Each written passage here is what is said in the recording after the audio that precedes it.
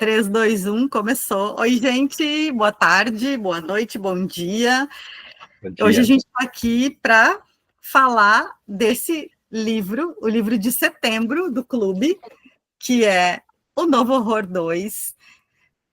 É um livro que é um compilado de contos de horror. Esse livro, O Novo Horror, na verdade, é uma iniciativa do Daniel Gruber, da editora O Grifo, e ele me chamou, claro, para fazer essa coletânea. A gente fez o Novo Horror 1, uma coisa que foi super despretensiosa. A gente queria entender o que estava rolando de escritores e escritoras que escreviam horror, isso lá em 2020, quando começou essa ideia.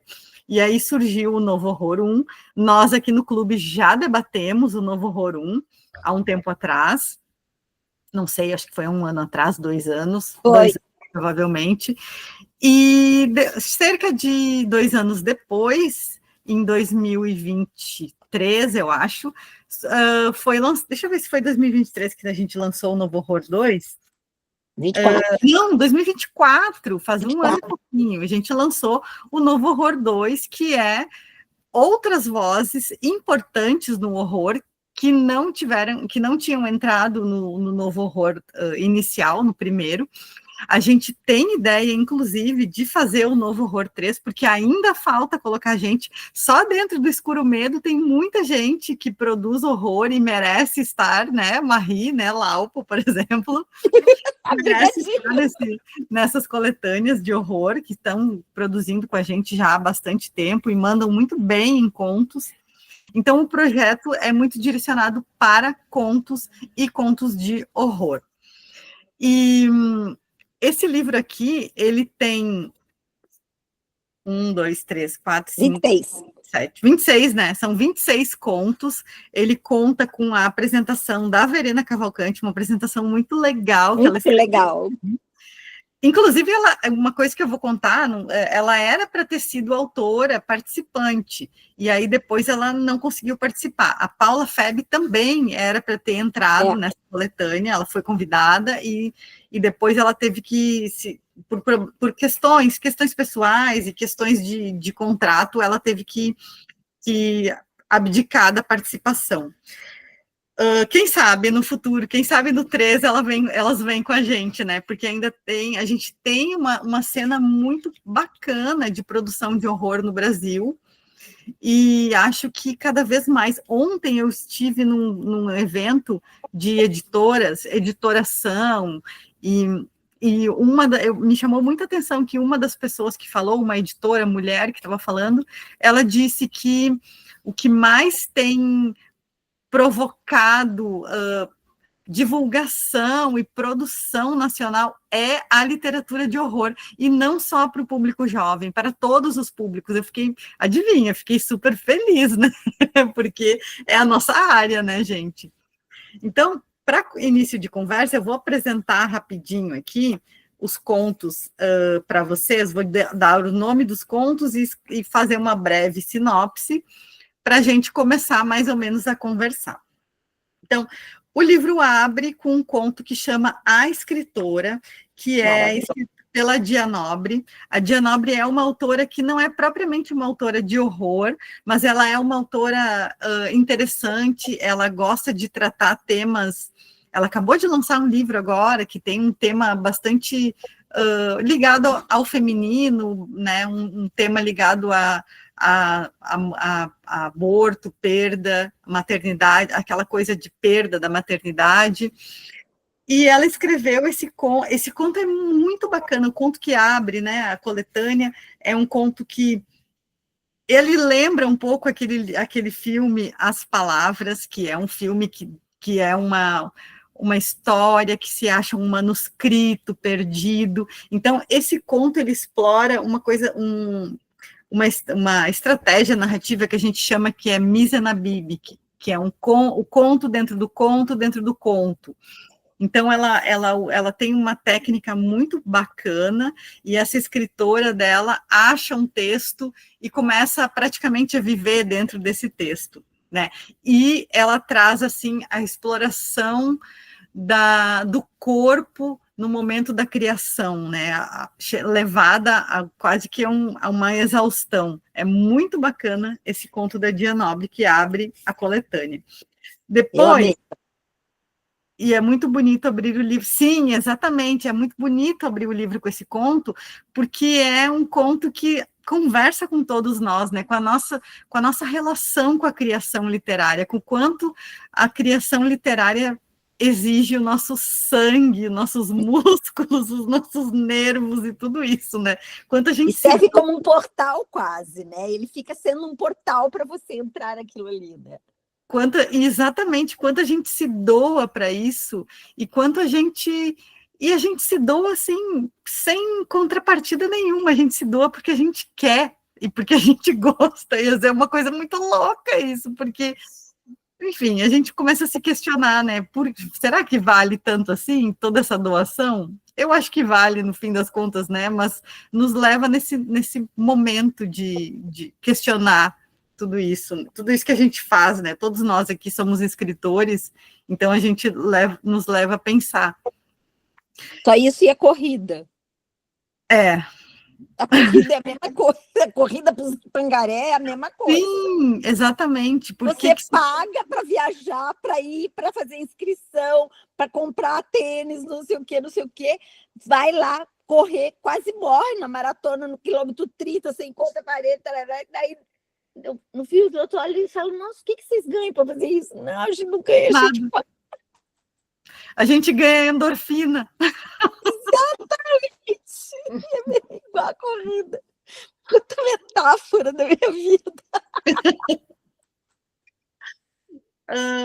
A gente ganha também, mas também é uma endorfina estranha, eu acho. Acho que a endorfina, não sei, eu acho que, bom, depois eu vou trazer essa discussão, quando que vem a endorfina da parte da criação literária. Deixa eu terminar de apresentar e a gente volta. Tá. Não, é que eu acho que eu só vou comentar isso, não vou esquecer. Eu acho que a arte não é uma escolha. Ou a gente faz ou a gente morre, assim, é o que eu penso, né? Do esporte ainda tem essa coisa, tem vários ganhos, né? O prazer, a endorfina, a paisagem que você está vendo, a aventura e tudo mais, mas a arte, ela exige tanto, né? Mas eu acho que tem uma ligação. É uma maldição, Juliana. O Murakami que o diga, né? O Murakami, ele fala disso. Mas tem uma ligação, assim, porque o esporte, a corrida principalmente, tem essa coisa da adição, né? Você tem a coisa da adição. E na literatura, o Rio que fala isso, né? A Clarice fala disso o tempo inteiro, né? Ela fala, eu escrevo porque eu sou obrigada. Porque eu preciso escrever. E eu acho que é isso mesmo, é um craving que você tem. Acho que vai pela mesma coisa. Na corrida descobriram que o que faz isso é o endocannabinol, né? Não é. Todo mundo sempre achou que era a endorfina, que era a endorfina mesmo, né? E aí eles fazem um experimento usando um bloqueador de endorfina, tá? Nos grupos, né? Fizeram um experimento bem baseado em evidências, assim. E aí para um grupo de atletas, eles deram um bloqueador de endorfina. E os caras tiveram o mesmo kick tem. E daí eles vão medir, eles descobrem que é o endocannabinol. Interessante. Porque eu agora vou falar uma coisa. Eu acho que a endorfina da criação literária, pelo menos para mim, ela vem naquele momento assim que a gente fecha o texto, encerra o conto ou encerra o romance e a gente, parece que a gente, não sei vocês, gente, mas parece que eu subi uma montanha assim, eu tô olhando lá, tô vendo a vista lá de cima. É um momento breve, mas é um momento. Depois vem todas as dificuldades. É um tesão quando acaba, exatamente. É um momento breve, não é um momento que se prolonga muito, mas né? Eu acho que talvez seja isso. E aí depois vem todos os perrengues, né? Tipo, mas aquele momento assim, conseguir comunicar o que eu pretendia comunicar. E aí depois, pronto, aí depois vem as edições, vem enfim, a interação com o público, vem as leituras, as releituras e tudo mais. Mas eu acho que aquele momento, assim, de... Acho que cheguei numa edição final, é a endorfina, pelo menos que funciona para mim, assim. Eu acho que o meu é mais uma pira do canabinol mesmo, porque assim, eu não cheguei no ponto em que eu tenho essa certeza que o negócio está fechado, que é ali que eu quero chegar. Para mim, essa endorfina, essa coisa, vem quando eu me perco no texto, assim, quando ele vem e começa quase que a se escrever, toma conta, assim, sabe? É uma coisa muito pira. Eu acho que é muito pirada mesmo, assim, de viagem mesmo para mim, porque daí eu estou pensando em escrever um negócio e a coisa não vai, estou pensando em escrever um negócio e a coisa não vai. De repente vem um negócio que parece que aí sai o que sai. Eu nunca tenho certeza do que sai, mas tem essa coisa de que o texto é como se ele tomasse conta, não sei explicar, é uma coisa, sabe? Vem assim, e aí eu estou escrevendo e aquilo vai indo, assim. É muito pira. Por isso que parece para mim que eu estou bem chapada, assim. A Gil falou, depois que publica, ela nem lê mais. Eu às vezes eu leio, mas também é uma coisa meio... É que eu sofro depois, porque essa hora que você está fazendo é como se você tivesse apaixonado, né? E aí você consegue defender aquela paixão. Aí depois que você tem uma distância, você é mais cruel, né? A gente sofre daí procurando os defeitos. Exato. Bom, você acha tudo uma bosta. Cara, como é que eu escrevi isso? Aqui, para mim, é mais uma alegria de ter feito alguma coisa que eu gosto, assim, sabe? Dá um prazer de ter feito. Mas eu gosto muito mais da elaborar a ideia e ter a ideia do que realmente toda a trabalheira que é escrever. Porque depois você tem que ir construindo aquilo, mas daí dá uma alegria quando você chega no resultado, mas a parte da ideia me emociona mais. Mas isso é muito bom, sabia? Porque eu tenho, depois, né, que você começa a escrever, as pessoas, pelo menos aqui comigo, acontece muito isso, você tem uma história ótima para você escrever, uma história minha. Gente, a parte mais simples é ter a ideia da história. Depois é uma via cruzes, assim, para você. Porque você quer botar aquilo ali no papel do jeito que aquilo está na tua cabeça e não sai daquele jeito. Nunca. O Mário Quintana já dizia, né? A coisa na cabeça é de um jeito, quando vai para no papel é outro, e quando vai para a cabeça do leitor é outro completamente. Eu vou falar um negócio que vocês vão querer me bater, de certo, mas que para mim é exatamente isso. Eu não sei se vocês... E assim, eu já tive paciente que escreveu para mim falando disso, porque, pelo jeito, não é uma coisa muito comum, mas que é a coisa de você. E para os homens eu acho que é diferente, Laura. Mas, assim, é a coisa de você sonhar que você está transando, tá? E você está tendo um orgasmo no sonho, tá? E aí, muitas vezes ele é tão intenso que você acorda, e você acorda com a sensação corporal daquilo. Só que ela vai na medida que você vai sentindo ela no corpo, ela vai se esvaindo e ela vai perdendo aquela força que ela tem no sonho. Para mim, a coisa da escrita, você vem com aquela ideia maravilhosa, e daí quando você vai escrever, aquilo vai ficando tão birradinho, assim, que você tem vontade de falar, cara, eu quero voltar para aquele negócio lá, entendeu? Mas aí acho que esse é o trabalho de escrever, você conseguir chegar naquele estado novamente. Esse que é a parte trabalhosa, assim, que é porque você tem aquele insight, aquela ideia, aquela iluminação, e depois vai... Mas eu também já escrevi em transe também algumas coisas, sabe? Tipo, de levar um tempo, assim, muito tempo, e daí chega no momento que faz o download do texto inteiro, assim, e foi aquilo. Aconteceu já comigo. 2 contos só até hoje eu escrevi numa assim, tipo, de um impulso só 2. E eu adoro quando acontece isso, porque é muito difícil, assim, conseguir. Claro, a primeira versão, né? Depois a gente mexe tudo, mas sinto saudades de escrever um conto num impulso só, porque é uma intensidade muito boa, assim. Mas Quais são eles? Puxa vida, nem me lembro. Não é Imago, não. Imago foi. Não Imago foi aquele da perna? Não, também. Aquele também foi. Poxa vida, daqui a pouco eu vou ter que. Aquele Noites. Como é que é?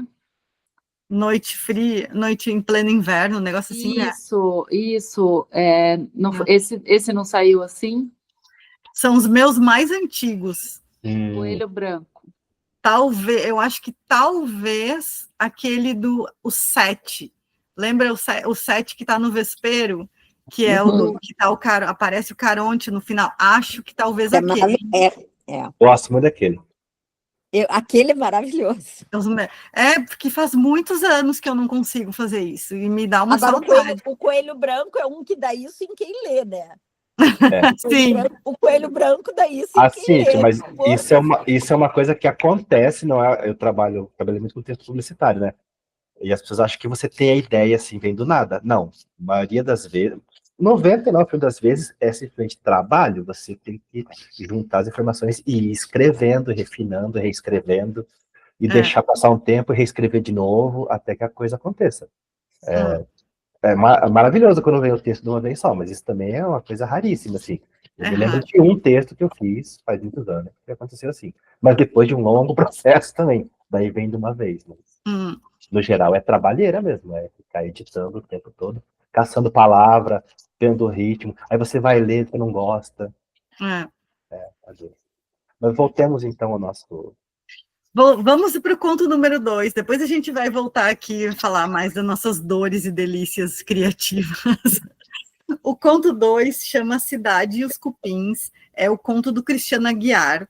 E é um conto bem político. Ele se passa em Brasília. Eu gosto muito das imagens desse conto. Cristiano Aguiar é um cara que trabalha bastante questões políticas, assim, nos contos dele. E é um conto que...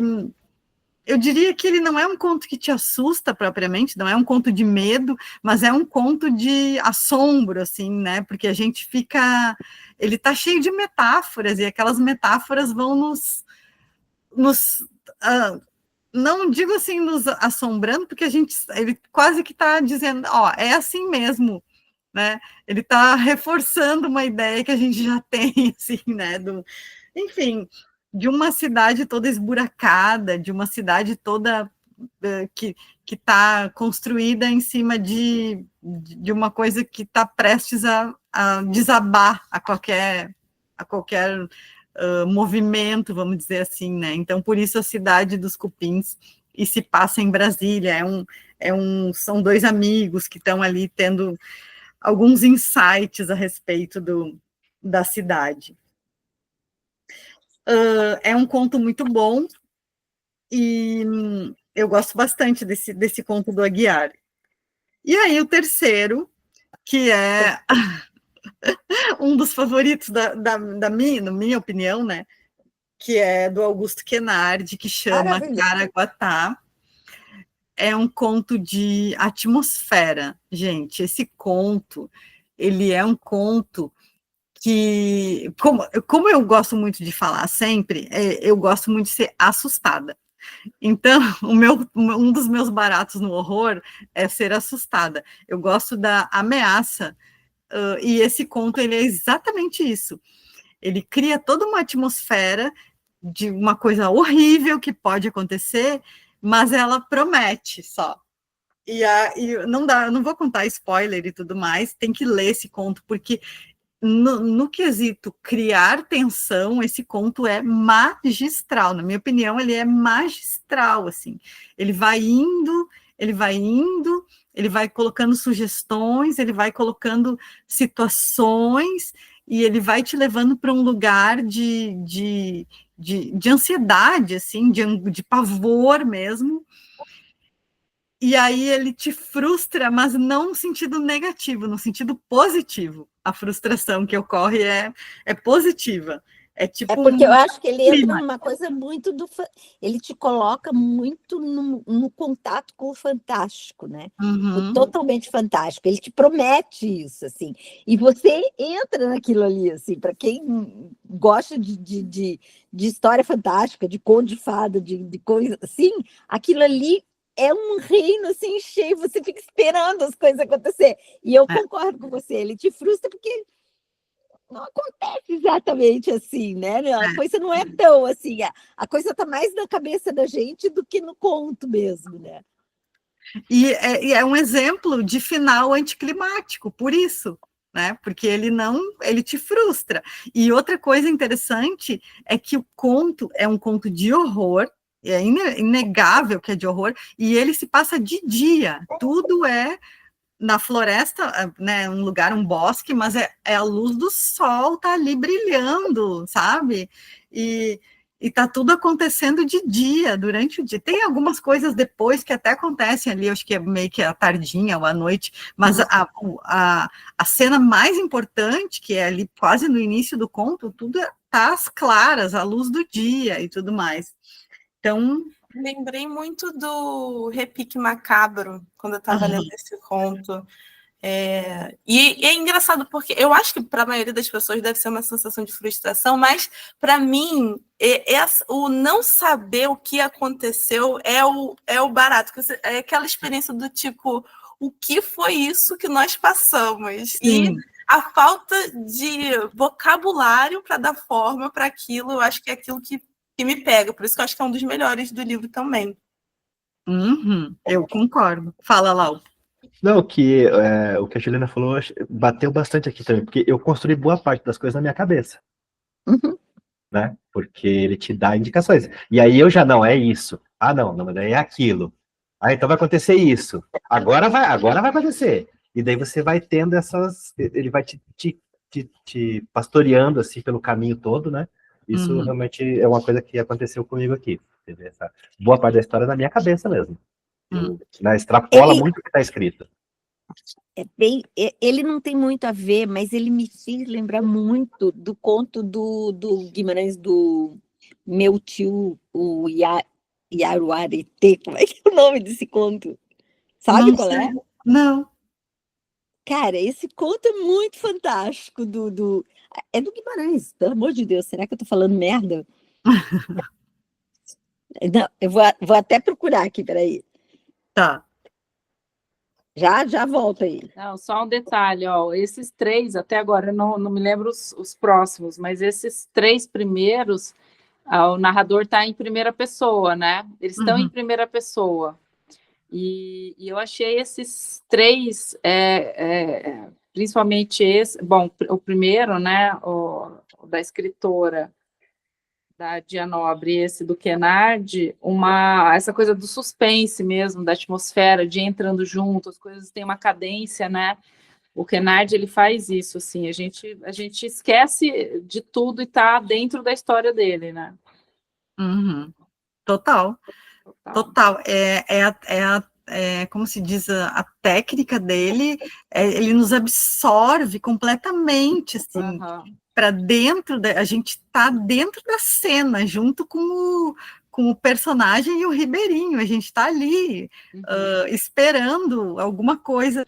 Nossa, e eu acho aquele cara tão ameaçador, sabe? Eu não lembro o nome do cara que recebe eles lá, e muito...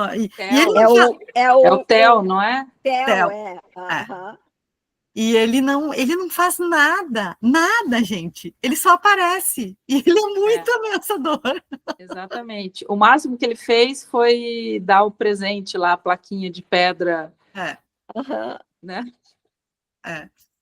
E ele devolve tudo, né? Ele não fala nada. Ele qualquer pergunta, qualquer coisa, ele devolve, assim. É do Guimarães, sim. É o Meu Tio e o Iauaretê. É genial esse conto, ele é curtinho, tá? É genial. Não tem a ver com aquilo ali, mas ao mesmo tempo tem. Para mim tem tudo a ver com aquilo ali, assim.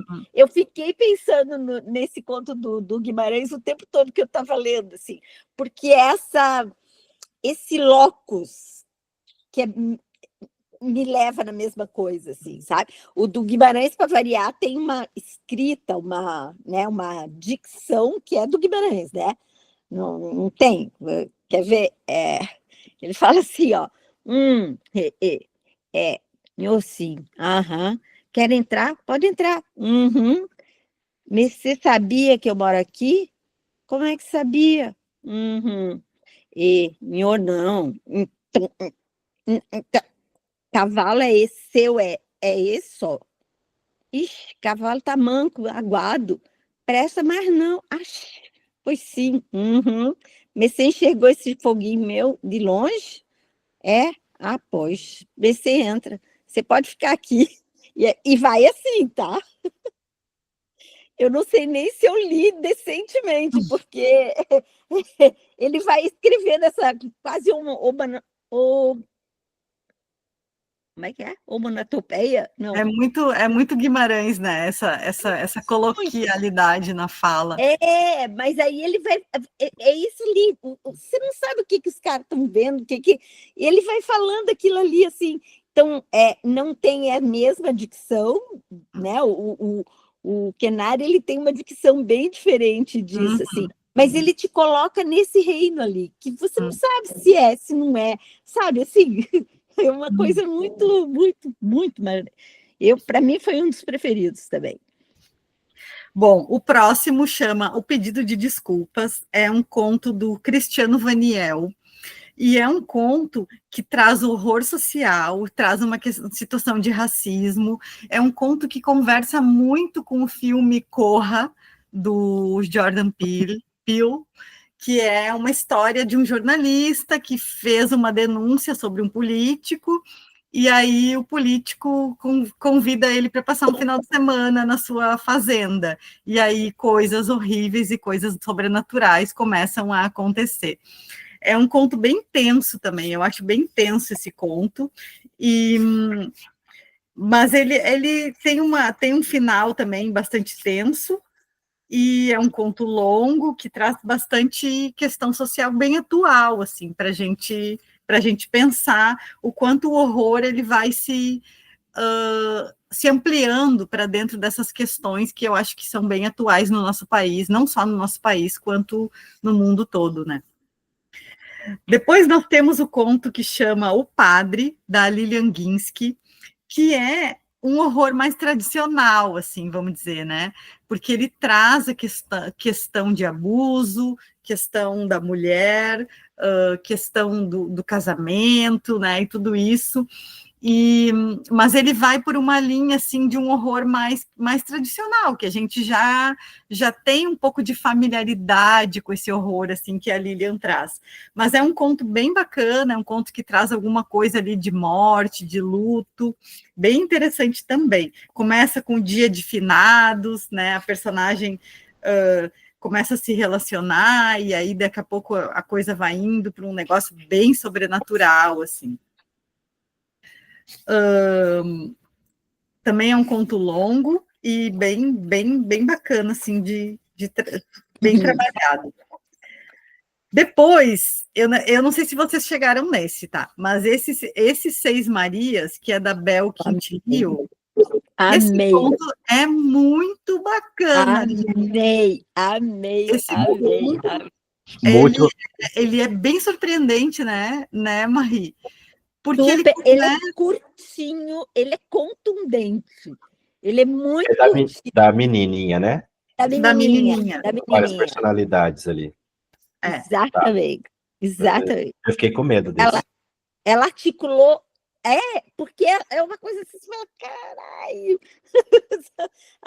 E ela articulou de uma maneira muito legal, essa a múltipla personalidade ali da menina e a relação dela, né? Porque, de novo, né? Qual foi a história que, para mim, é muito... o James, o Arthur James, né? A Volta do Parafuso, do Arthur James. Henry James. Henry James, eu troco. O Henry James. Você fica naquela assim, isso é mesmo ou é da cabeça dela? Uhum. Porque parece que né, a mulher está lá falando dos... E você fica assim, cara, teve uma história terrível de abuso, ou ela que está vendo tudo isso, ela que tem a cabeça, assim. Então, para mim, é bem essa coisa, assim, ela vai fazendo que no final você fica em dúvida, a mulher está doida, né? E é uma história de luto também, é uma história de culpa, a irmã que carrega toda aquela culpa de, enfim, de julgar outra irmã, julgar o cunhado e tal, e, bom, vou dar só a sinopse, ela houve esse luto, essa morte, né, e ela ficou responsável pela sobrinha, e aí ela está tentando desenvolver uma relação com essa sobrinha, que é uma menina de 5 anos, se eu não me engano. Um pouquinho mais velha, uns 8, eu acho. 5? 5 anos. 5 anos. 5 anos. Nossa. E aí ela está tentando desenvolver uma relação de maternidade, que é uma coisa completamente nova para ela. Ela é uma mulher solteira, ela é uma mulher que nunca teve filho, e ela é obrigada a criar uma relação. E aí, até só isso já seria um conflito muito enorme para um conto.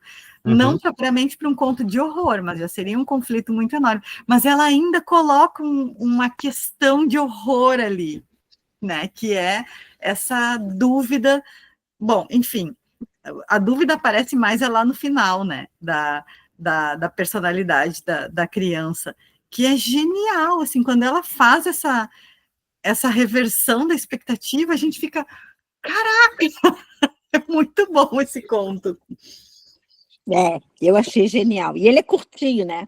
Ele é curtinho, bem interessante, assim. Esse conto também é um dos que eu gosto bastante do livro. E aí, a gente chega na Sombra, que é da Andrea Berriel, que, gente, é um contaço a Sombra. Eu adoro esse conto. Bem Andrea esse conto. Bem Andrea, total. Andrea. Total. Muito Andrea. Traz bastante questão social também, né? Traz o background da personagem.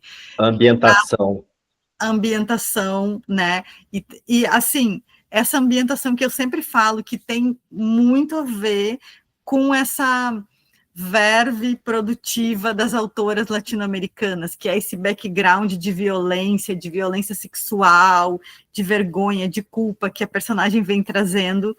E, bom, e aí ela é uma personagem que tem essa questão de pobreza, vai para a cidade para estudar, e ela já vai com um problemão para resolver, né? Ela já chega lá com um puta de um problema.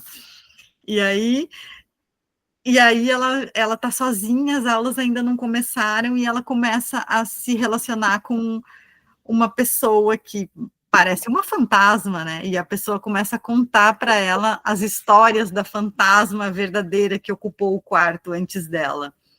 E aí ela começa a rememorar a sua própria história, que também é uma história violenta, como a da fantasma que ocupou o quarto antes. Esse conto é muito, muito incrível. Também tem uma imagem sobrenatural que eu adoro. Fala, Lau. Hoje está todo mundo liberado para falar. Se quiserem me interromper, vamos lá. Não, é que o conto, assim, para mim, começa de uma maneira muito opressiva. Essa chegada na cidade grande, né? Então, todo o movimento, aquela coisa, e aí buscar o lugar que ela vai ficar, e quando ela chega, esse choque de diferença cultural que ela tem. Então, até que ela chega lá no quarto. Então, isso tudo para mim foi criando um ambiente de opressão. E por isso que eu falo da ambientação. Porque a Andrea, além dessa questão da personagem muito bem construída, que você já reconhece ela como uma persona, os detalhes, que assim, porque no meu caso, esse detalhezinho de uma tinta numa vidraça que está descascando, isso me cria um senso assim de realidade, porque isso me permite construir o ambiente e as sensações ficam mais fortes. E isso no conto desde o começo já vem muito forte, assim. Eu me lembro muito bem dessa tinta grossa na esquadria, né? Nossa, isso para mim, assim, eu olho aqui na minha janela velha aqui, eu vejo a tinta grossa ali. Então isso esses detalhes que a Andrea traz. E depois o conto aí só melhora, né? Depois aí fica... Sem contar spoiler, mas é fantástico mesmo. Ju, vai. Tá mudou. Tá sem som. Tá sem som. Esqueci. Eu falei que eu acho que o que eu vou falar combina muito com o que você falou, porque o que eu acho brilhante nesse conto é essa sensação muito difícil de desconforto e expectativa ao mesmo tempo. Eu acho isso tão difícil de criar, porque não é um sentimento com nome, claro, sabe? Esse personagem está com raiva, esse personagem está feliz. Não é isso. E você querer que aquilo dê certo, mesmo com os sinais ao contrário, essa sensação é tão angustiante, ela é tão real, ela é tão difícil. Então, acho que é o que eu mais gosto nesse conto, assim, de você ficar ali junto com ela, querendo que aquilo dê certo, mas sabendo que tem alguma coisa errada e querendo passar por cima disso, né? Marie. Bom, o que eu acho que tem aqui, que é, para mim, é o supra-sumo da Andréa, assim, a Andréa Destilário, primeiro é a coisa dos vários planos, né? Porque ela começa com um plano que, para a gente, né, que conhece Curitiba, parece uma coisa assim, trivial. A mulher chegando na casa do estudante, assim, né? Chega na rodoviária, na cidade grande para ela, aquele burburinho. Você está vendo Curitiba ali. Aí você vai vendo os outros planos da cidade que vão os outros planos da história que vão aparecendo ali, né? E daí ela cai, para mim, num espelhamento. Né? O espelhamento da história dela com a fantasma, um puto espelhamento de um abismo mesmo, é outro da coisa de você entrar naquilo ali, e você vai entrando nesse desespero, não vai ter saído honrosa, não não adianta você esperar qualquer coisa, entendeu?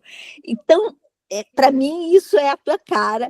Me fez lembrar um conto teu que eu amo de paixão, que é o Bedel, daquela... Eu adoro também esse conto. Eu amo esse conto de paixão.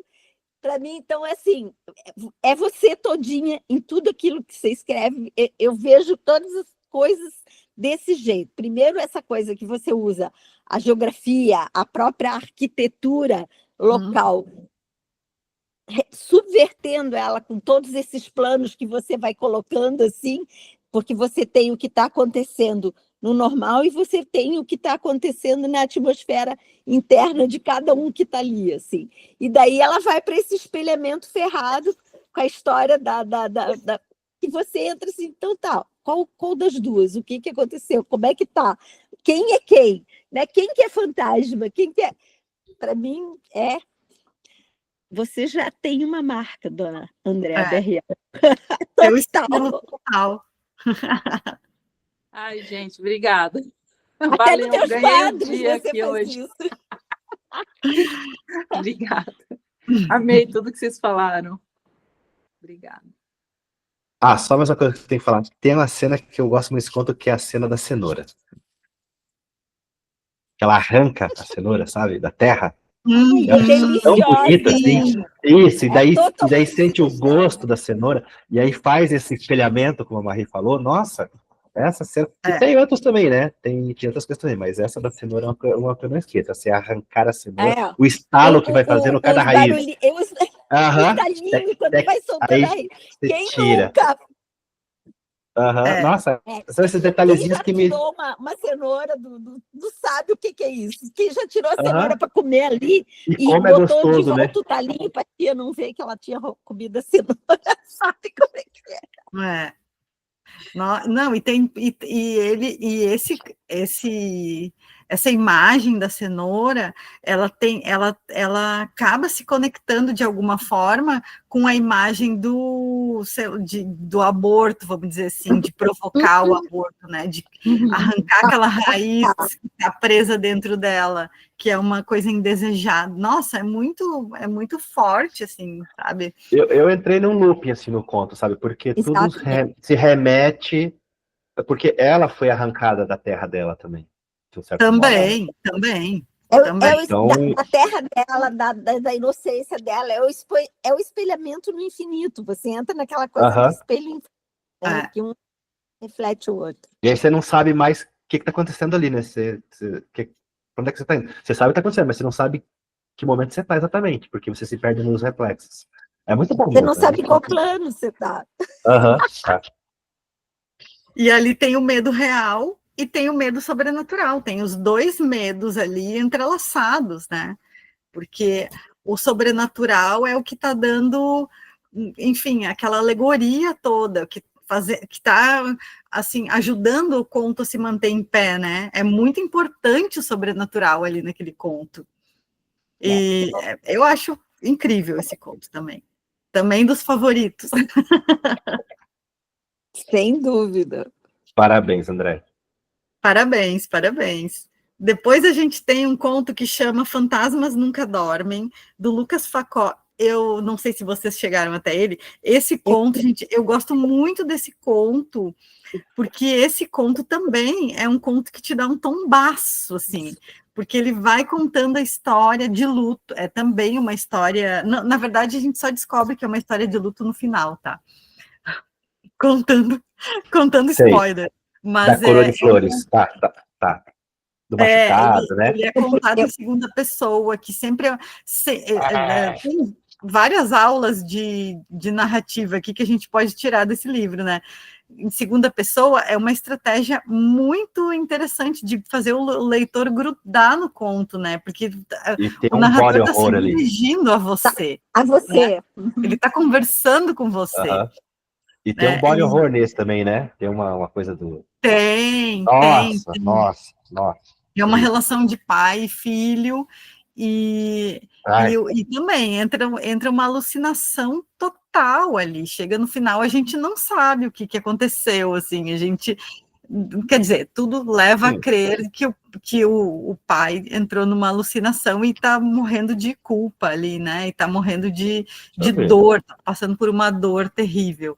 Mas até chegar lá, a gente está imaginando outra coisa completamente diferente, assim, né? A gente está imaginando que ele está querendo livrar o filho de um problemão que o filho se meteu, né? E ele está fazendo de tudo para livrar o filho daquilo. Então, é um conto muito bem construído também. Eu gosto bastante desse conto, assim. Eu confundi com o próximo. Coroa de Flores?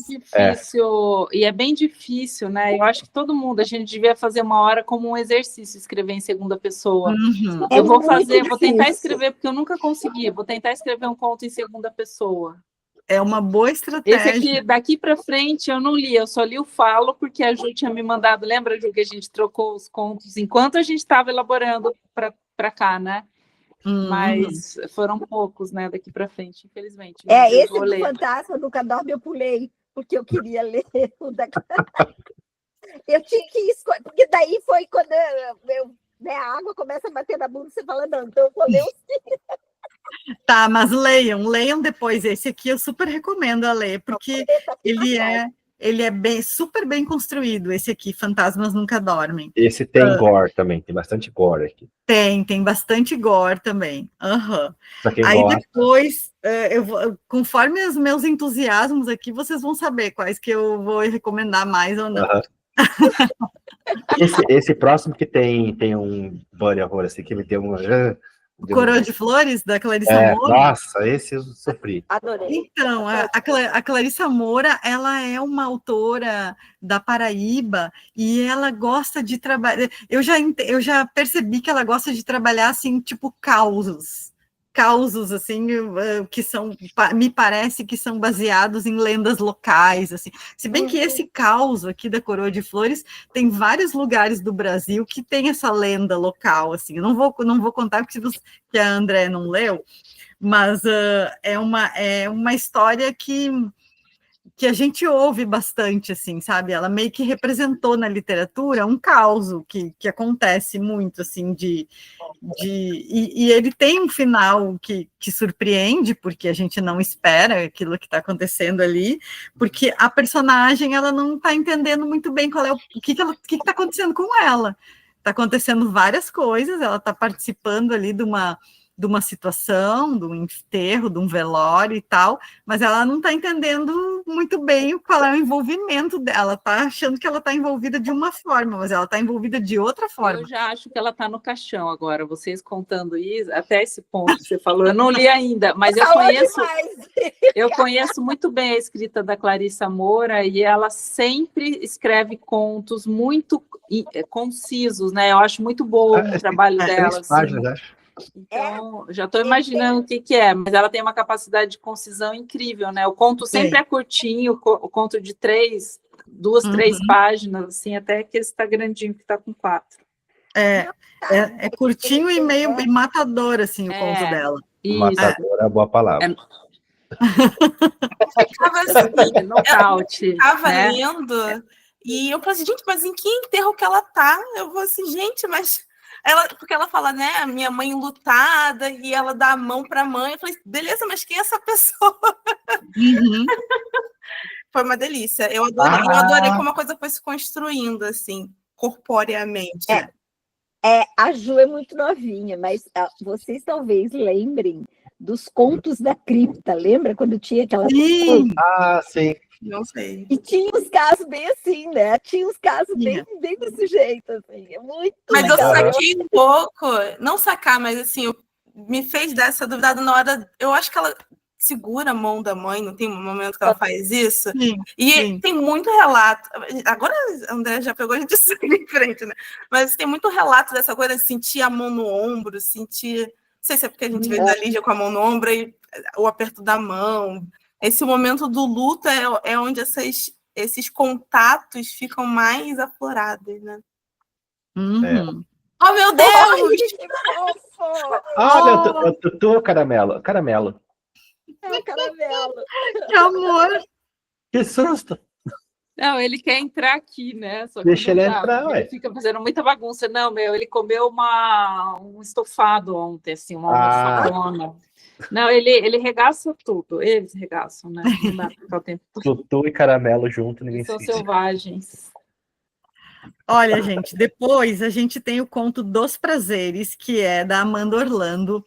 Esse conto eu vou pedir ajuda para a Ju, porque esse conto, ele pelo que eu entendi, é uma lenda comum no Rio de Janeiro, né? E eu acabei de ler o livro Adrenocromo, da Vanessa Amaral, e conta essa mesma lenda dessa, sei lá, bruxa, sei lá, que é uma lenda local ali do Rio, né? E ela explora isso nesse conto dela, que é enfim, algo sobrenatural que acontece ali. Uma vampira? No conto dela? Não, aqui. Ela é mais conhecida como bruxa. Mas ela é uma vampira. Mas ela vira uma vampira. Ela vira uma vampira. Não, mas a maneira como a coisa vai indo é ótima, né? Porque maravilhoso. Cara, eu amei esse conto. Ele é muito bonito, assim. A escrita dele toda, ele te leva para uma coisa muito bonita. Amei, assim. Ele é longo. É aquela história para contar ao redor da fogueira, né? Tipo, é uma vez, né? E o que eu gosto é porque, assim, né? Eu já falei isso, eu acho, alguma vez aqui. Eu era, assim, leitora louca, porque tudo que caía na mão eu lia aqueles Sabrina, Júlia, e eu lia todos os livros da Bárbara Cartland. E os livros da Bárbara Cartland, que eu digo que os 50 Tons de Cinza é uma guria que leu os livros a mulher leu os livros da Bárbara Cartland, porque ela era uma grande lady inglesa, né? E a guria dos 50 Tons de Cinza é inglesa, e ela pegou os livros da Bárbara Cartland, pegou aquelas heroínas da Bárbara Cartland e daí abriu a porta do quarto e deixou ver o que ela fazia lá dentro, né? Porque a Bárbara Cartland, na hora que eles entram para o quarto, você não vê mais nada, porque ela é uma lady que não... E aí, esse conto aqui, ele tem essa atmosfera dos livros da Bárbara Cartland, assim, sabe? Só que se passa no Brasil, mas no Brasil Império, aquelas coisas todas. Então, ele subverte a coisa da heroína, porque as heroínas da Bárbara Cartland, como a dos 50 Tons de Cinza, tudo acontece na vida dela, ela vive aventuras e não sei o quê, mas ela sempre fica lacradinha, ilibada, bonitinha, né? Ela fica virgem, continua virgem até o final, no livro da Bárbara Carter. Ali, no 50 Tons de Cinza, ela tá lá com aquele cara que é um puta masoquista, mas ele, nossa, se apaixona perfeitamente por ela, fica curado da história dele, do masoquismo dele, de todo o abuso que ele sofreu, ele fica curado quando se apaixona por ela. E aqui vira isso aí, aquele cara que ela encontra ali e que, né, que cara, aquilo ali é muito maravilhoso, assim, e é muito Bárbara Carter, ele tem aqueles olhos roxos, muito Bárbara Carter. Eu achei isso aqui muito, como é que é? Muito nesse gótico, no locus do gótico clássico, assim, do gótico clássico.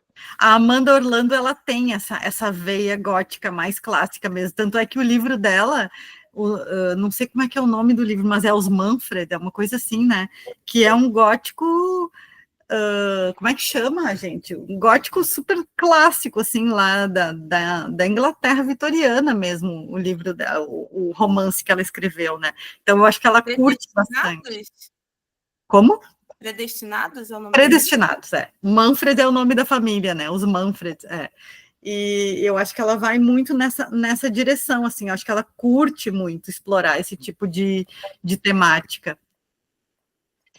Aí depois nós temos a Anatomia do Dedo Indicador, que é do Jaime Azevedo, que é um conto muito bacana também, gente, porque é um conto, as imagens desse conto são muito, não é praticamente assustador, mas é perturbador. E é um conto que vai indo, e no final ele tem uma coisa de vingança, é muito esquisito, exatamente, muito esquisito esse conto. E por isso que ele é tão bacana de ler, assim. E ele já começa todo assim, a cidade era estranha, as ruas, os postes, eram sempre muito altos ou muito curtos, então é tudo, e aí ele vai mostrando todo o ponto de vista através desse dedo, é muito engraçado e perturbador. E no final ele se mostra um conto vingativo, né? Ele tem um tonzinho vingativo ali, muito interessante. Bom, depois nós temos o Pássaro de Gaiola, que é da Mia Sardini, que é um conto que ele traz muito forte essa coisa do vermelho, da cor, assim, e ele é um conto de uma personagem muito impactante, assim, uma personagem muito, enfim, interessante e que se impõe muito, assim, dentro do conto, é uma personagem super importante no conto, vermelho, a cor do pecado, vermelho era a sua cor, então, é bem, bem interessante também esse conto. Eu estou indo um pouco rápido, porque a gente, né, eu quero chegar logo no porque, né, a gente tem bastante coisa para falar, não falo, né? Aí depois a gente tem o Nebulizador, que é do Duda Falcão. Duda Falcão é um cara aqui de Porto Alegre, que é super, assim, cascudo no horror, assim, ele escreve diversos tipos de horror e fantasia também. Esse conto também, eu acho que é um conto que ele vai numa linha mais tradicional do horror, é um cara que vive com a avó, e esse nebulizador, que é que a avó dele usa, né, é algo importante no conto, é algo que vai disparar o conflito do conto e depois o desfecho do conto também. Esse conto me lembrou muito um curta que eu vi uma vez, que também é uma história de uma enfermeira que vai cuidar de uma senhora idosa, e uma senhora que está cheia de problemas de mobilidade, problemas até de sanidade mental, e tem um desfecho muito, nossa, muito impactante, assim, então esse conto me fez pensar muito nesse curta. Aí chegamos ao Falo. Em primeiro lugar, né, gente, a gente tem que parabenizar a autora Juliana Cunha, parabéns. do Odisseia, da literatura fantástica, e muito merecido. A Ju já ganhou uma Odisseia com a Devoradora, né, Ju? Que está no livro Notívagas, que eu e a Marie lá em Munique, a gente estava tecendo 1 milhão de elogios para o Notívagas, um dia que a gente estava conversando, a gente ama esse livro. Eu amo mesmo, viu? Amo mesmo, assim, para mim... Bom, eu falei para ti na época, né, Ju, que, eu fiquei de cara com o teu livro, amei cada conto dele. E eu amo porque, assim, a Ju já me falou isso, que ela é das esquisitices, que nem eu, assim. Então, a gente dá um match muito legal. Gente, esse conto também é um conto que também mostra porque a Ju está presente no boom latino-americano, porque é um conto que explora a sexualidade da mulher e explora com um olhar feminista. E eu acho muito louco esse conto, muito louco no sentido positivo, tá, gente? Porque ele traz essa coisa dos mistérios da sexualidade da mulher. Ele não se preocupa em desvendar esses mistérios, mas ele se preocupa a expor esses mistérios. Porque a personagem, ela tá ali, ela sente tesão por aquelas pessoas, aqueles homens que convivem com ela flerta com aqueles homens, mas eu estava contando isso para alguém, não lembro para quem que eu estava falando, mas eu estava falando na minha aula essa semana, que eu dei uma aula sobre horror feminino, mas ela tem o seu limite, e ela impõe o seu limite, e quando aqueles homens, porque, né, enfim, isso está muito relacionado com questões muito atuais de sexualidade entre homens e mulheres, né? Os homens, eles não conseguem compreender que ela tem um limite. Quando eles ultrapassam aquele limite, ela se apavora, e com razão, né, ela se apavora. Então... Mas mais do que se apavora, uma coisa que eu achei genial é que ela primeiro, ela perde o tesão, né? Primeiro o cara estraga ela, assim, o cara... Ele passou a barreira, não tinha que passar. Ai, que saco, sai daqui. Assim. E aí ela faz isso. Cara, isso é genial, porque isso é real, sabe? Que é uma coisa que, assim, não passa na cabeça dos homens, que isso possa acontecer na cabeça das mulheres, né? Que ela primeiro não passa na cabeça da maioria.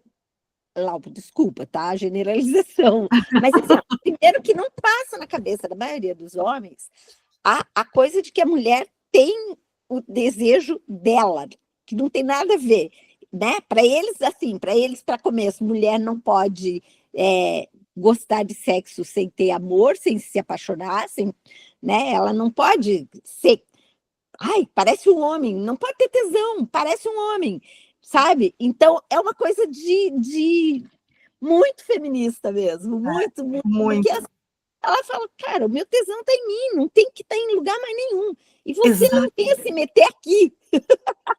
O meu tesão é meu. Assim, para os homens, né, também, Laupo, não todos, tá? Mas, gente, por favor, fiquem à vontade, eu só estou ouvindo aqui. Sim. Então, você pode botar uma peruca lá. Aqueles homens, vamos falar dos homens do conto, então. Aqueles homens do conto leem um sim como se fosse sim para tudo. Né? E, em geral, os homens leem um sim como se fosse um sim para tudo, só que não é um sim para tudo, é sim para o que eu acho, a personagem, acho que é sim. E eu decido que é sim, né? Só que nessa relação tão complicada, quando eles acham que é sim para tudo e ultrapassam aquele limite, claro que ela se apavora, porque para ela não é sim para tudo, né? Vai, Laupo. Não, isso que você falou e me remetendo a uma coisa interessante. É muito importante a gente ter autoras escrevendo sobre mulheres para que nós, homens, aprendamos. Porque a gente não é ensinado, a gente não lê, sabe? O que a gente leu é que o cara chegava lá, usava a mulher, e era isso. E a mulher que tinha vontade, tinha desejo, era a bruxa, a prostituta da história. Então, a gente tem agora a oportunidade de ler mulheres escrevendo sobre mulheres, o que elas querem, como é que elas pensam, como é que elas desejam, ajuda aos homens que vão ler, espero que leiam mais, espero que leiam muitas mulheres, porque ajuda você a entender um pouco como é que a mulher pensa, sabe? Mulher não é um sete cabeças do outro mundo, é só que a gente não tem acesso ao pensamento feminino, ele sempre foi bloqueado. Então, poder ler é muito bom, porque ajuda a gente a entender melhor o mundo que a gente vive. Para começo, que o pensamento feminino não é nunca considerado. Mulher não é um ser pensante, mulher é um ser que sente, só isso. É um objeto, não do geral das coisas, é um objeto, né? É um objeto bonitinho, é um cachorrinho que sente, então, assim. Por isso que é importante ver. Pensar, não pensa. Eu tenho lido muitas escritoras e, assim, eu acho maravilhoso você ter escritoras construindo toda essa atmosfera, esse volume de material que a gente tem oportunidade de ler na América Latina toda. Acho isso muito bom. Uhum. Vai, Marie. Duas coisas. Eu me lembrei muito do Império dos Sentidos. Eu não sei se você assistiu. Não. Não? A Ju também não. Não, né, Ju? Não. Nem você, Laupo? Não? Gente, esse filme é um... Tu assistiu, André? O Império dos Sentidos? Assisti. Ele é um filme japonês? Será que eu estou confundindo? Esse mesmo. Assisti, mas faz muito tempo. É do Kurosawa, não é? Não, não é Curaçao. Ai, quem é?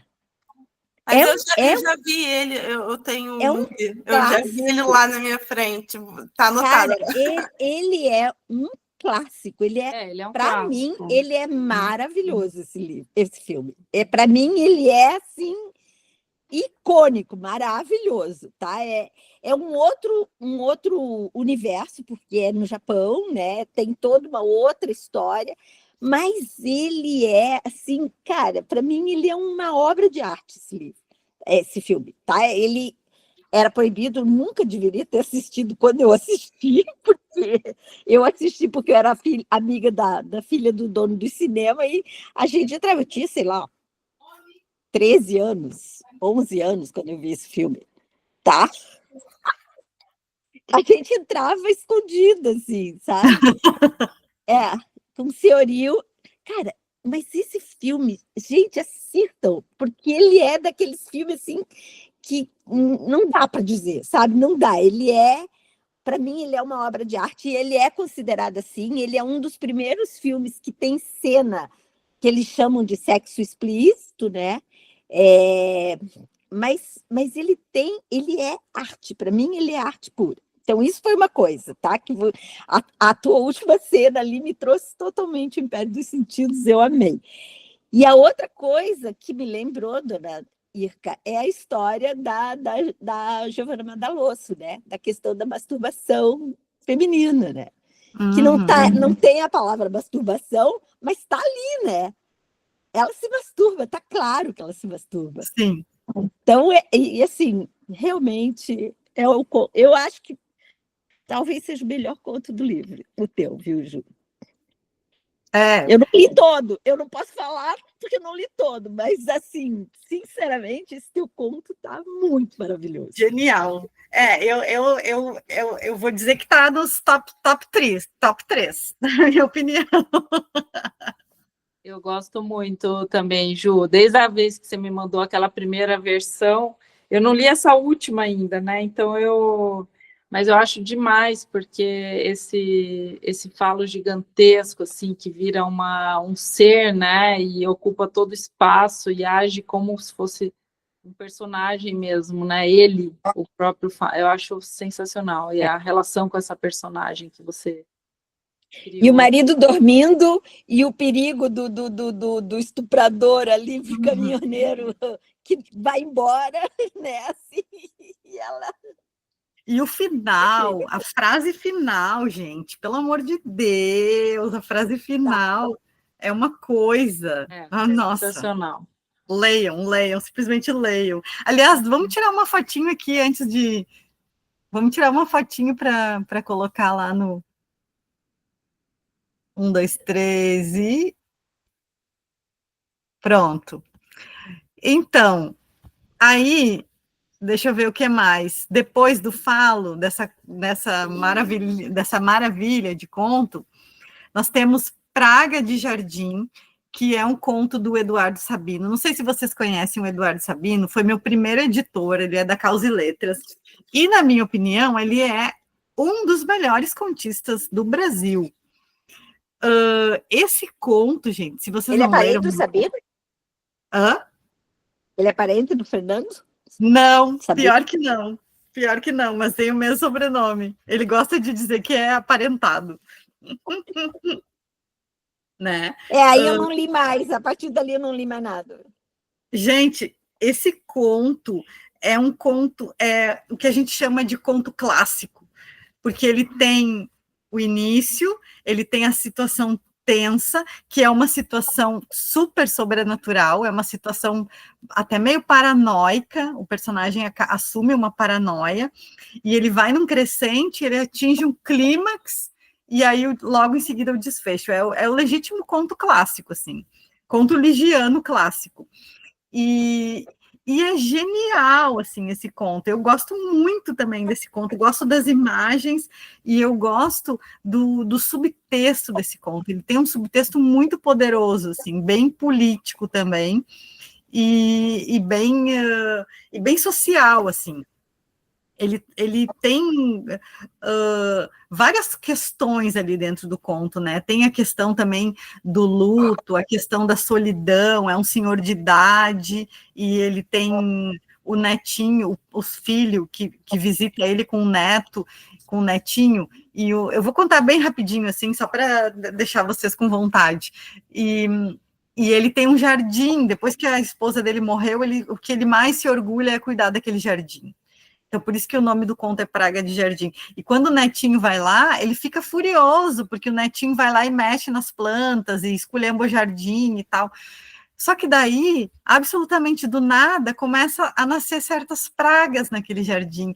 E ele fica enlouquecido para terminar com E tem imagens muito, muito, muito impactantes nesse conto, assim, que são das pragas se proliferando no jardim. Então, vocês leiam que esse conto é maravilhoso, maravilhoso mesmo. Aí depois nós temos a Hiena Humana, que é um conto do Fernando Mantelli, que é um autor que já é da O Grifo, ele lançou um livro de contos pela Dublinense, depois ele lançou um romance pela editora O Grifo, tá para sair um pela AVEC dele, que é um de contos de horror também. Esse conto também vai numa pegada de um horror mais tradicional, ele tem o cemitério ali, a ambientação no cemitério, ele é um conto sobre feminicídio, ele diz que é inspirado em eventos reais. O Fernando, ele tem uma pegada assim, ele cria uns personagens homens que são bem cruéis, assim, personagens para a gente odiar. Esse conto, ele vai bem nessa linha, assim, sabe? A gente fica com um verdadeiro ódio desse personagem. Mas é claro que é uma coisa que é por gosto, né? Ele cria para isso. Depois nós temos um conto que chama Terra Vermelha, que é da Camila Camiura, e a Camila, eu não sei, gente, vou falar uma coisa para vocês. Eu acho que as pessoas de origem oriental, eles têm um olhar específico sobre determinadas... É muito bonito o olhar que eles têm, assim, é diferente do nosso olhar. Não tem... A Camila é brasileira, claro, mas ela tem uma ascendência oriental, dá para ver pelo sobrenome, e ela tem esse olhar, assim, a gente leu há pouco tempo A Vegetariana e dá para ver, assim, algumas conexões dela com com as descrições, é com uma certa sensibilidade, assim, diferenciada que tem. Por exemplo, ela traz aqui nesse conto a criança que brotou aos pés do pessegueiro, né, que é uma coisa muito sobrenatural também, mas muito simbólica, muito bonita. Assim, ela acaba tornando o horror, é lindo esse conto, ela acaba tornando o horror uma coisa que ultrapassa um pouco lá o sublime e acaba se tornando uma coisa bela, assim, né? É horror, mas é belo ao mesmo tempo, uma coisa que parece paradoxal, mas não, na mão dela não é. Então é um conto cheio de imagens interessantes e cheio de simbologia também. Isso parece aquele conto do... Eu não me lembro o nome do conto do Terra Fresca da Sua Tumba, sabe? Da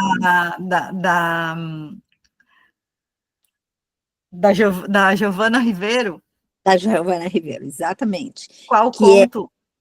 Que ela vai morar numa casa e que a mulher é... Sim. A Vizinha Oriental. Isso que mesmo. Tem uma horta. Uhum. Isso mesmo. Quando você falou da criança nascendo no pessegueiro, me levou direto para aquele conto lá, que é lindíssimo também. É lindíssimo também. Lindíssimo.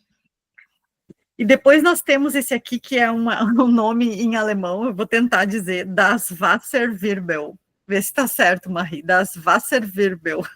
Wasserwirbel. O alemão tem isso de fácil, você lê como você escreve. Ah, bom. Que é do Tássio Rodrigues Capraneira. Também vai num conto, assim, um horror mais histórico, vai nesse horror, assim, mais de época e tal, é a história de uma família, os 2 irmãos e tal. É uma história, digamos assim, entre aspas, mais convencional, mas é muito interessante também. Ele traz coisas mais históricas aqui nesse conto, é um conto mais longo e bem interessante. Depois nós temos Jardins Noturnos, que é do Alcebiades Diniz Miguel, que esse conto é um conto bem onírico, bem interessante também, porque ele começa num ambiente corporativo. Eu acho interessante nesse conto que ele começa num ambiente corporativo, uma coisa bem realista, e de repente o conto é capturado ali para dentro do sonho do personagem. E é muito interessante as viagens que começam a acontecer ali naqueles sonhos. E o personagem fica quase que preso ali naquele ambiente totalmente onírico, até que no final o conto volta para o ambiente corporativo. Assim, ele fecha, ele é um conto circular nesse sentido, né? Ele fecha com o ambiente corporativo. Uriel nunca mais foi visto na repartição em que trabalhava. E ele tem, eu não li o conto, mas ele começa com uma citação do William Blake, né? Sim, começa com uma citação do William Blake. Verdade. Ver o mundo em um grão de areia e o céu em uma flor silvestre. Ter o infinito na palma da mão e a eternidade em 1 hora. Muito legal, né? Nossa. Aí depois a gente tem O Bibliófilo, que é da Simone Sauersig.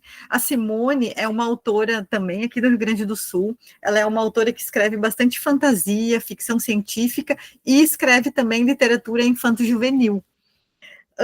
Eu amei esse conto dela, porque esse conto, ela vai muito para o sobrenatural também, o personagem é sobrenatural, é fantástico, e ela me leva muito ali para... Bom, tanto é que ela cita, né, Borges e Bioy Casares no conto dela. Ela me leva para o universo do Borges. Ela me faz pensar nos personagens do Borges. Tem um personagem do Borges que era um que...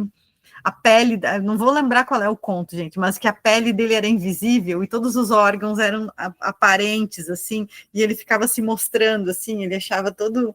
E esse personagem me lembrou muito esse personagem do Borges, sabe? Eu adorei esse conto do Bibliófilo. Também tem um monte de referências aqui, porque, né, é um cara que visita bibliotecas, então... e ele ficou enlouquecido pela biblioteca da personagem, ele quer porque quer a biblioteca da personagem, quer que venda para ele de qualquer jeito. Não, ele quer que ela venda a edição completa do Tesouro da Juventude, e ela não entende por quê, e ela não quer vender, e ele começa a insistir, ele começa a aparecer na casa dela nas horas mais improváveis, para forçar a barra, até que ela... descobre por que ele quer. Não vou contar também para vocês lerem, mas o conto fala, desculpa, o anterior fala do significado do título? Qual? O Wasserwirbel? Eu acho que não. Não sei. Acho... Se quiser contar. O que é agora? Não sei, conta para nós. É um redemoinho. Um vórtice de água. Tá. Eu não li o conto, daí eu estava procurando aqui, porque eu achei não, mas tem sim. Tem sim. Tem a imagem, pelo menos a imagem tem. Então, tá. Desculpa, aí. Esse aqui, gente, eu adorei esse conto. Adorei esse também. As Dáfnias também morreram, mas não voltaram. Eu não sei o que é Dáfnia, tá? Mas eu imagino que é alguma, sei lá, alguma bactéria, algum vírus, protozoário, não sei. É um bichinho de laboratório que pode ser criado em laboratório. Dáfnia. E eu achei esse conto, gente, muito, muito, muito legal. É a história de a personagem, ela é uma estudante de biologia, se eu não me engano, ela está criando essas Dáfnias, e acontece um problema, e as Dáfnias morrem. Nossa! Gênero de crustáceos. É um small planktonic crustáceo da subclasse Filopoda. Essa é a Daphnia magda. É um caramujinho pequenininho. Pulga d'água. E ela é o projeto do TCC dela. Ela cria esses bichinhos, é o projeto do TCC dela. Acontece um problema na universidade, que ela fala ali, universidade pública, pode acontecer vários problemas no gerador, sei lá, e as bichinhas morrem. E aí ela vai para casa, muito decepcionada, porque são 2 anos de... Só quem viveu sabe. Dá para você fazer cultura de Daphnia magna. É pulga d'água mesmo, viu? E aí, quando ela está indo para casa, ela é uma menina pobre, ela tem um uninho, um uninho de, sei lá, de que ano, daqueles quadradinhos, pelo que eu entendi, que é capaz, ela diz ali, é capaz de atropelar um trator e nada acontece com ele. E aí ela atropela uma pessoa, tanto é que o conto começa, né? Beth morreu e foi substituída. Ela atropela a Beth. Só que até um bom tempo do conto, a gente não sabe quem é a Beth. A gente fica imaginando que ela atropelou uma pessoa e ela deu o nome de Beth aleatoriamente a essa pessoa. E aí, o grande momento do conto é quando a gente vai descobrir quem é a Beth, como a Beth depois reaparece e tal. Enfim, esse conto eu adorei. Esse conto tem que ser lido, porque se vocês não leram, leiam, porque esse conto é um arraso, assim, e tem a imagem do olho. Gente, ele é super gore, porque ela descreve a personagem depois que é atropelada. Ela descreve a personagem esfacelada e o olho pendurado, assim. É muito bom. E eu acho que tem uma coisa nesse conto também, de que ela consegue escrever fácil, no sentido assim, é um texto gostoso de continuar lendo, não se pretende ser um texto difícil. E o que torna aquilo... Essa frase que começa é maravilhosa. Matt morreu e foi substituída. Ela já responde... Não é nem uma daquelas teorias de conspiração, porque foi a primeira coisa que eu pensei. Então, é uma delícia, né? Porque é uma pessoa muito... Eu acho que tem que ter uma habilidade de se desprender de escrever difícil. Eu acho, na verdade, mais difícil quando você consegue... eu vou usar a palavra meme no meu conto e ela vai funcionar e vai continuar um conto de terror, sabe? Então, eu adorei. Esse é um dos meus tops também.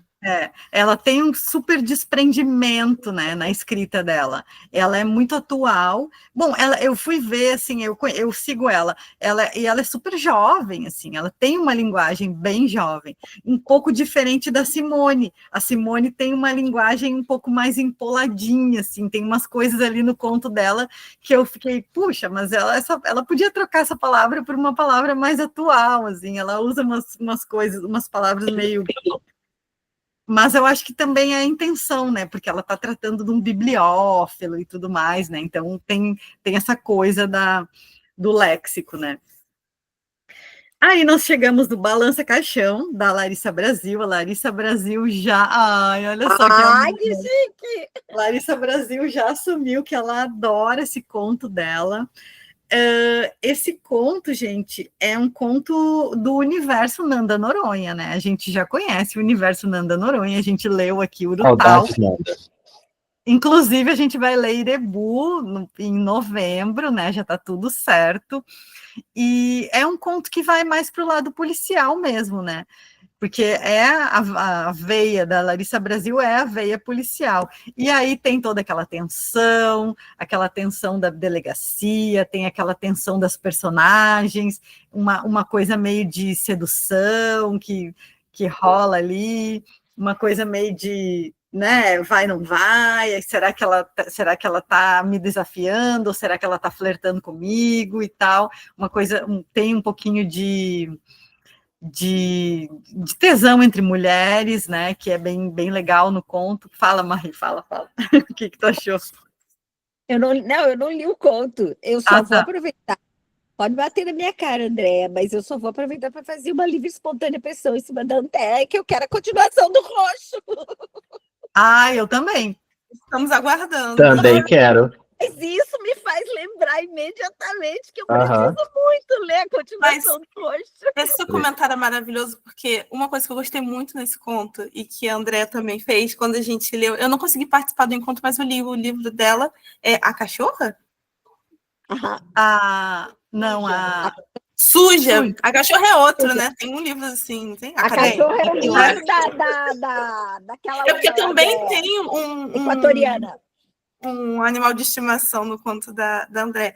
E essa coisa, quando aparece o personagem que você já conhece, que é quase como você encontrar com o autor numa rua movimentada, ele te dá uma piscadinha de olho. Que delícia! Que delícia! Chegar aqui, aí, Nanda Noronha, assim, ai, que delícia, que saudade de você, querido. Dá uma sensação.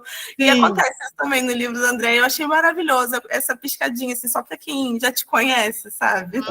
Só para quem já sabe. Né? Exato. Um service. Esse eu li, eu tinha parado lá atrás, daí eu dei uma avançada, porque, né, eu encontrei a Larissa na feira de livro ali, daí eu fui ler o dela, porque ela falou que tinha Nanda, aí fui correndo lá ler. E ele é um conto que me surpreendeu, assim, porque eu tava indo na história e ela me passou a perna de novo. A Larissa tem essa habilidade de passar a perna na gente. Ela faz de propósito essas coisas. Ela faz de propósito, tudo de caso pensado. Ela dá pista errada. Ela te engana. Ela é danada. Ela engana a gente. Engana.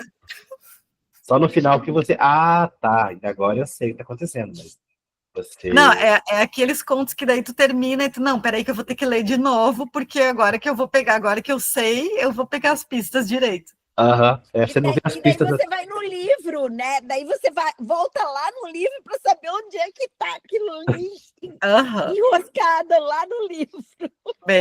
Ela deve desenhar os textos assim para fazer as ligações. Esse ponto vai ligar com aquele, e daí. Como é que ela chama, André, o negócio do quadro lá que ela queria trazer? Murder Border. Ela faz o Murder Border. O quadro ela deu aula lá em Curitiba de como criar assim, toda a história policial. É uma arquitetura assim, ó, perfeita que ela faz, né? Inclusive das pistas falsas, a danadinha. Foi muito legal. Eu fiz a oficina dela. Foi demais. Eu fiz esse quadro. Quadro da morte. Esse quadro, né? Eu fiz o quadro do azul, que é a sequência do roxo, né? Que eu já estou escrevendo faz tempo, que eu não estou conseguindo escrever, gente, nesse momento de vida, assim. Mas eu vou voltar.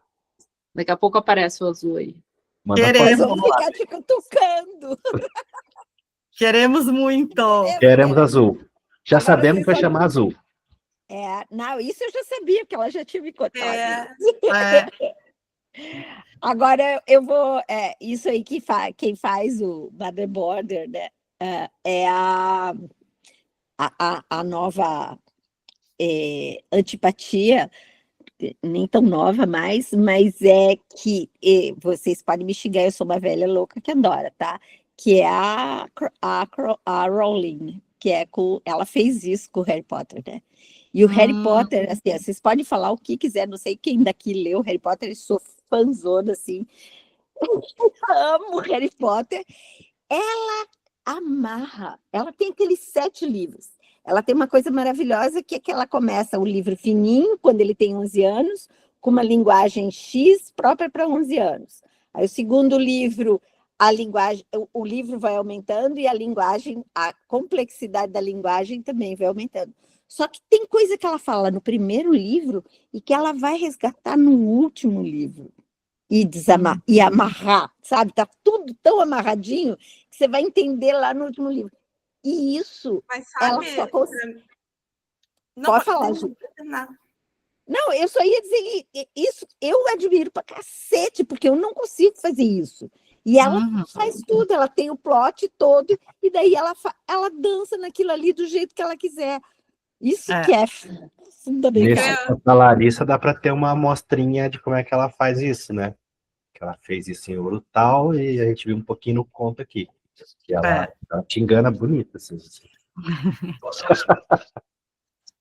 É uma danada. Bom, gente, o penúltimo conto se chama Maldolência. A Juliana não ia falar uma coisa? O que você ia falar, Ju, da Rowling?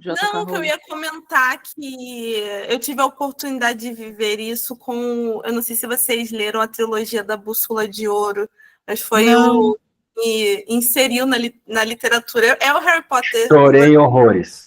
Pois é, porque e é uma protagonista menina, né? Então eu comecei a ler e é maravilhoso, porque ela começa assim, se você for ver os primeiros filmes, enfim, é bem fantástico, né? Bem gentil. O último livro se passa no inferno, é isso que eu falo.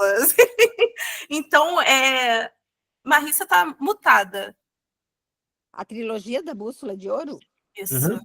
É lindo, é lindo. Philip Pullman, o autor. Lindo. É um clássico, assim, né? Ganhou prêmios e tudo. Eu descobri tudo depois, eu fui ler. Eu também, eu vi o filme e fui ler os livros, assim, nossa, é muito bom. E essa personagem principal, menina, fazendo todas aquelas coisas, naquela época que só tinha menino fazendo coisa, o máximo uma Hermione pra gente se apegar, então pra mim foi uma delícia. Por isso que eu acho que eu gosto da Nanda, né? Ver essa policial liderando. Enfim, essas criminosas que ela encontra, assim. É maravilhoso. Gente, então, tá. O penúltimo conto se chama Maldolência, é do Weber Urshey. E é o conto mais longo do livro. Ele tem umas... Olha, gente, eu acho que ele tem umas 30 páginas. Mas é um conto bem legal, a história de dois irmãos... não é só propriamente a história de dois irmãos, mas é também, né? O conflito é ali entre os dois irmãos, né? E é uma história que eles vão trabalhar numa fazenda e é um negócio meio vaca louca, sabe? A doença dos bois, assim, os bois ficam do nada, ficam agressivos e tal. E aí eles começam a desconfiar que a doença passa para os humanos. E é uma história bem tensa, eu acho bem tensa essa história, porque também tem uma coisa sobrenatural ali. Chega uma hora que um dos peões ali diz que não, que aquilo ali não tem nada a ver com a doença que passa para os humanos, é um pacto com o demônio que o dono da fazenda tem. Então, é bem interessante o desenrolar dessa história. Também acho... Eu gostei muito desse conto. Eu acho que eu gostei também, o que eu gostei nele também tem a ver com o que eu gostei, calma que é difícil o nome, Caraguatá? Caraguatá. Eu acho que tem uma coisa meio, um local próximo, sabe? Do sentido de eu consigo imaginar essas pessoas vivendo num interior onde eu posso acessar. Não tem essa cara, às vezes, alguns contos acabam soando quase estrangeiros, né? Mas esses dois, o que eu gosto deles, ainda mais esse, quando eu fui para o Caraguatá, estava voltando, mas quando eu fui para Paraty, eu fiz um passeio com Caiçara. Então, a experiência foi muito interessante, assim, dele trazendo as histórias e tal. E aí, esse daqui eu também fiquei pensando, né, nessas fazendas, assim. Então, eu achei que esses dois contos são muito potentes por conta disso também, porque são tropicais, sabe? E ele não tem uma pegada Ana Paula Maia total para mim. Com certeza, eu também achei. muito Ana Paula Maia, assim, tipo, os dois caras, aquela caminhonete, daqui a pouco eles querem fugir, não conseguem, os caras e o tiroteio, um ambiente muito masculino, não tem uma mulher nesse conto, é muito Ana Paula Maia, assim, para mim, esse conto. E aí, para terminar, o último conto chama Lost Media, é do Roberto Menezes. Gente, esse conto ele vai escalando de uma maneira, né, Ju? É um conto, assim... Gente, é muito bom. Esse é muito atual para começo de conversa. Ele tá no meu top, assim, e eu acho... E o tipo de narrador... Eu achei tão ousada assim, né? Porque a gente fica... Eu acho que tem uma tendência mais contemporânea de um narrador que interfere pouco na história, né? E esse narrador, ele faz comentários engraçadíssimos, assim, ou ele questiona o que o personagem fez, fala, vai virar a chave 2 vezes, coisa de psicopata. É uma delícia, assim. E a história é aquela coisa que a gente estava falando da outra autora também, que consegue trazer um texto mais acessível, no sentido de... É um texto que não tem esse rigor, no sentido mais negativo, né? Não tem essa prisão de fazer uma coisa mais fechada. E o caos, você já vai sentindo ele desde o início, então ele vai crescendo muito bem. Eu adorei. Ele vai crescendo muito. Eu acho que ele tem uma pegada, né, uma pegada meio o Parasita, quando ele começa aquela festa que se transforma no horror total. E o que eu acho muito legal, assim, é que esse negócio muito...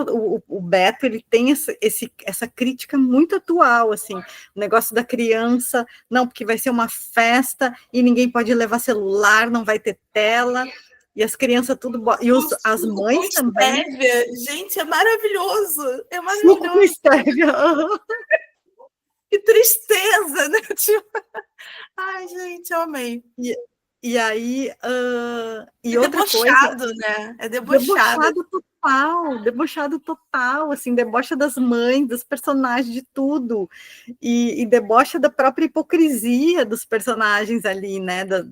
Das tentativas de fazer alguma coisa que é pura hipocrisia. E outra coisa, assim, agora mais da técnica e da linguagem, né? Já que tu falou, assim, da linguagem mais despojada, o Dalton Trevisan, o Beto é um seguidor do Dalton Trevisan. Ele corta, ele diz, pode ler ali, tu vai ver. O que ele fala não tem uma gordura o texto dele, é o essencial e pronto. Tanto é que às vezes passa de uma cena para outra, assim, um corte seco, já, quando tu vê, tu tá numa outra cena, numa outra diálogo, e tu percebe, né, que houve uma transição, mas tu percebe que foi um texto muito trabalhado ali, que foi cortado, é o osso, não tem gordura, enquanto o texto anterior da maledicência tá cheio de gordurinhas ali que poderiam até, o meu olhar, eu sou mais pelo texto mais seco, né, o meu olhar eu cortaria alguma gordurinha, o do Beto não tem o que cortar, o do Beto é o osso ali, é o seguidor do Dalton Trevisan total, assim. E incrível, quando ele vira a chave, gente, é quase que um terrir, né? Porque ele é engraçado. Cria um cenário que tem tantos caminhos possíveis para dar merda que você fica assim, qual vai ser o caminho que a gente vai encontrar, né? Então, cara, eu adorei esse conto, tanto que, né, tive que ler aqui, falei, não, eu comecei a ler, falei, não, vou ler pelo menos metade, eu falei, não tem condição de eu parar pela metade, vou estar atrasada mesmo. Então é isso, o livro encerra assim com chave de ouro, porque esse conto é um conto sensacional.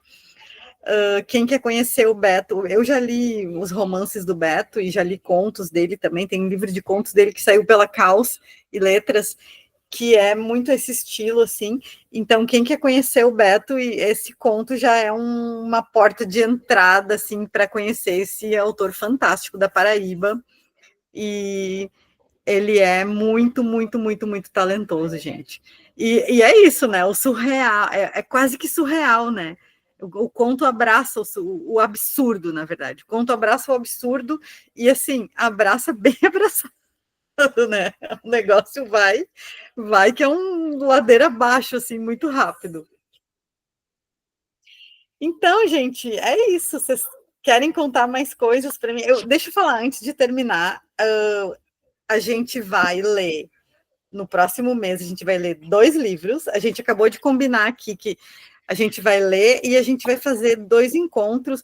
Talvez a gente faça um sábado seguido do outro, pode ser.